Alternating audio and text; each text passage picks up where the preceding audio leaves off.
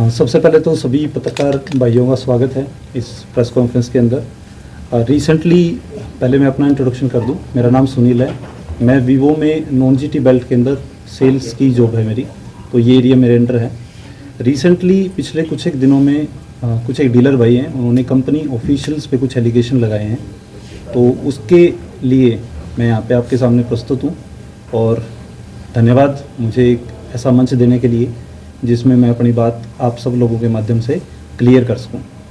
मैं कहना चाहता हूं कि वो सारे के सारे जो आरोप हैं जो उन डीलर भाइयों ने लगाए हैं वो पूरी तरीके से निराधार हैं और बेबुनियाद हैं। ये जो सारा मामला है वो हमारे जो डिस्ट्रीब्यूटर हैं उनके जो लेन देन का है, और वो इस टाइम पे माननीय न्यायालय एवं उच्च न्यायालय के अंदर विचाराधीन है। कुछ एक एलिगेशंस हैं हमारे, जैसा उन डीलर भाइयों ने कहा कि कंपनी के जो ऑफिशियल्स हैं वो कंपनी की पॉलिसी का मिसयूज़ करते हैं। तो उस बारे में मैं क्लैरिटी दूंगा कि हमारी जो पॉलिसीज़ हैं उसके अंदर कोई भी डायरेक्ट लेन देन किसी भी दुकानदार के साथ होता नहीं है फाइनेंशियली, तो मिसयूज़ पॉलिसी का बनता ही नहीं है।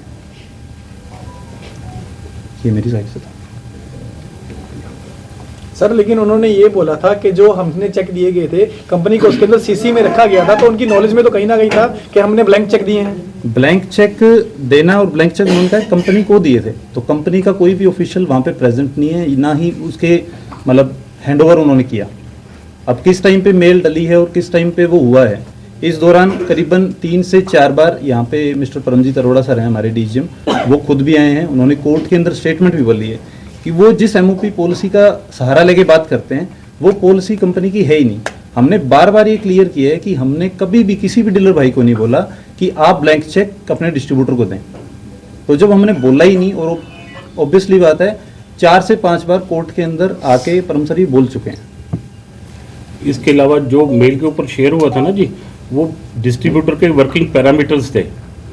कोई ज़रूरी नहीं था सबने चेक दिए हों, उसमें 20 पैरामीटर्स थे जो कि हम मार्केट को हाइजीनिक करने के लिए करते हैं।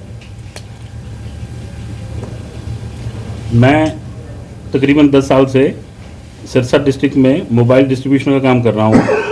इस दौरान तकरीबन 300 काउंटर से मेरी डीलिंग रही है। मौके पे भी 175 काउंटर के साथ काम कर रहा हूँ मैं। इन 6 डीलरों के साथ मेरा पेमेंट का इशू है, जिसके चलते मेरे रिकवरी सूट और NACT एक्ट के केसेस हाई कोर्ट में और डिस्ट्रिक्ट कोर्ट्स में विचाराधीन है।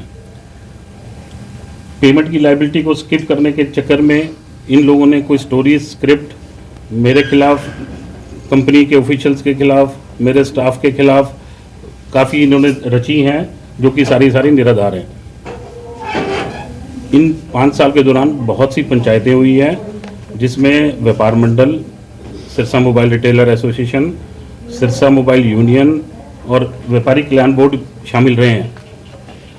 उन सब पंचायतों के अंदर वो लोग आखिरी में हिसाब के नाम पे बैकफुट पे गए हैं। सर आपने ब्लैंक चेक लिए या नहीं लिए सर? 4-5 डीलरों से मैंने ब्लैंक चेक लिए थे इस एवज में, जिसकी receipt for purpose of cheque मैंने इशू करके दी है।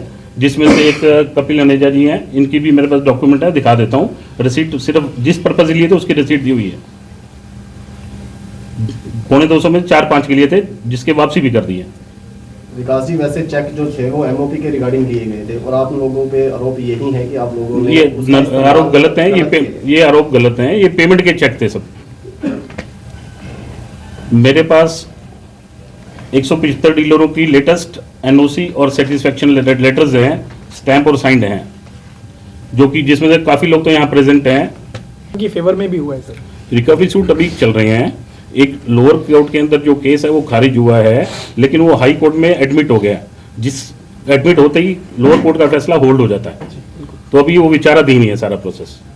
मेरे पास पहले तो मैं अपने सभी मीडिया साथियों का आभार प्रकट करता हूं कि आपने समय निकाला इस बात को सुलझाने के लिए। आपका बहुत बहुत साधुवाद।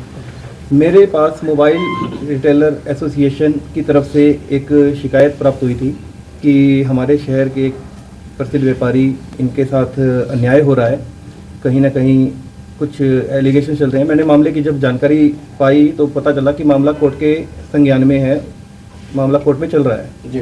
तो मैंने उसके बाद हीरालाल शर्मा जी जो हैं प्रधान हैं, वो भी थे, हमारे मंडल अध्यक्ष रमेश अनेजा जी थे और भी शहर के कई व्यापारी वहाँ पे मौजूद थे। वहाँ पे जब हम एक नतीजे पे पहुँचे काफ़ी लंबी बैठक के बाद, वहाँ पे गंगाराम गुप्ता जी भी थे, हरियाणा व्यापारी कल्याण बोर्ड के चेयरमैन, सब उनके ध्यानार्थ भी है। जब मीटिंग के एंड में हम एक निष्कर्ष पे पहुँचे कि ये मामला अगर कोर्ट में है तो हमें प्रतीक्षा करनी चाहिए, कोर्ट के सम्मान के अंदर कोर्ट का सम्मान करना चाहिए, फैसले का इंतजार करना चाहिए। लेकिन कोर्ट के बाहर यदि पंचायत से फैसला सुलझता है तो ये व्यापारी हित में रहता है, समाज के हित में रहता है। तो दोनों पक्ष को ये कहा गया था कि आप अपनी स्टेटमेंट्स हमारे सामने लेके आएँ ताकि किसकी कमी है किसकी नहीं है वो हम वहाँ पे जांच कर सकें। एक पक्ष की विकास जी की स्टेटमेंट मेरे पास शाम को ही आ गई थी, फिजिकल भी आ गई थी और व्हाट्सएप के माध्यम से भी आ गई थी। लेकिन दूसरे पक्ष की स्टेटमेंट कई बार विषय संज्ञान में लाने के बावजूद भी वो 1 वर्ष हो गया है, आज तक मेरे पास नहीं आई है।